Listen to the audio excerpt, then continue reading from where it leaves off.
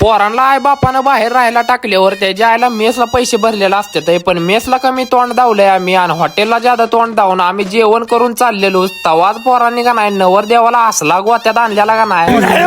आजकाल लाडक्या ओम्याचं मन आणि नवरदेवाचं मन सेम जुळायला लागले पण लगीन झालंय नवरदेवाचं आणि मन जुळायला लागली ते आमच्या दोघांची। मेसला न तोंड दावता डायरेक्ट आम्ही मेसला काय जेवण आहे ते आज वळखलेलं त्यामुळे आम्ही डायरेक्ट मेसकडनं तोंड डायरेक्ट हॉटेलकडे वळवलेली कारण की त्याच्या आईला म्हणलं रोज वशाट बाहेरचं खाऊन कर्ज बाजार येऊ पण नादच पुरा करूया। नादात बाद होयाच्या नादात तवर हायकोर्टाचा फोन 120च्या स्पीडनं डायरेक्ट नवरदेवाला आलता।